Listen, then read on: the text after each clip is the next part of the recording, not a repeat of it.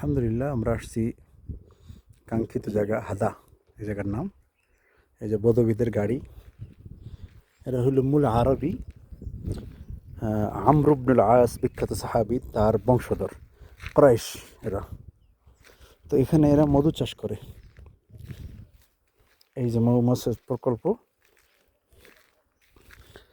এই এক এক কেজি মধুর দাম প্রায় 1,000 রিয়ালের মতো, বেশি, তার চেয়েও বেশি।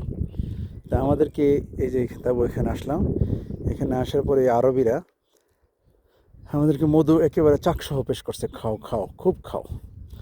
তারপরে আরও খাবার দাবার কিনে নিয়ে আসছে, বলছে তোমরা আজকে আমাদের মেহমান, আজকে থাকো, রাত্রেও থাকো, কালকে যাবে। আমি বলছি না, আমার মক্কা মুকাররম বাচ্চাদেরকে রেখে আসছি। এখানে আবহাওয়াটা অনেক সুন্দর। আল্লাহ তাআলা যেখানে আমাকে একবার নেন, সেখানে আমি দেখছি দ্বিতীয়বারও নেন। তার প্রমাণ, গত বছর এখানে আসছি, এবছর আসছি ভিন্নভাবে। মানে আমাদের গ্রুপের একজন সদস্য, এর নাম শাহাদাত হোসেন, হয়তো নোয়াখালীর ভাষায় কথা বলে, ডাইরেক্ট নোয়াখালী ভাষায়, হাইত্যান্ন। তো এর আগে ওমান ছিল, তারপরে আসছি দেশে। ওমান থেকে আমাদের গ্রুপের সদস্য, তার জন্য পেয়ারা নিয়ে আসছি আমরা। তো আমরা তায়েফ পর্যন্ত আসছি, পরে এর যে বস, তাকে পাঠাইছে, তাদের দুজনকে পাঠাইছে, তার আরবি, তারা যায় নিয়ে আসছে আমাদেরকে ওইখান তায়েফ থেকে। তায়েফে নিয়ে আসছে আবার আমাদের মক্কা মুকাররমের যে আরব বন্ধুরা, ওরা ওখানে অবস্থান করতেছে, আমরা এখানে আসছি। ইনশাআল্লাহ এখান থেকে নিচে নেমে তারপরে ইনশাআল্লাহ কর্নুল মানাজিল থেকে নেমে তারপরে তওয়াফ ইনশাআল্লাহ উমরা করব। আমাদের এই ছোটো ভাই, খালাতো ভাই, সে সরাসরি বাংলাদেশ থেকে চলে আসছে। এহরাম বাঁধা ছাড়া উমরা নিয়ে, ওরা এহরাম বাঁধা ছাড়া চলে আসছে। আর কেউ যদি এহরাম বাঁধা ছাড়া মিকাত অতিক্রম করে, মিকাত হলো মক্কা মুকাররমের চতুর্দিকে 5টা মিকাত আছে।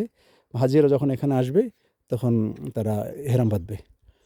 তো এই মিকাত এহরাম বাঁধা ছাড়াই মিকাত অতিক্রম করছে। এখন করণীয় হলো এই, আবার কোনো মিকাতে ফেরত যাওয়া, আবার নতুন উমরার নিয়ত বেঁধে এহরাম তারপর আসা।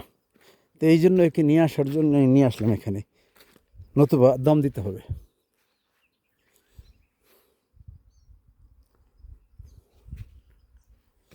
এটা হলো পাহাড়ি ঢল নামে এখান দিয়ে, এটাকে বলে হয় ওয়াদি। যখন বৃষ্টি হয়, পাহাড়ি ঢল নামে, তখন এই বড় বড় পাথরগুলো সব নেওয়া যায়। সুবহানাল্লাহ।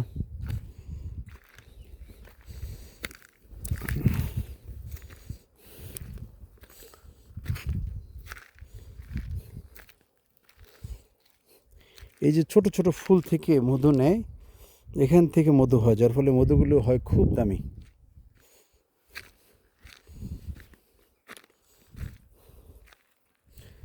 এই যে ফুল,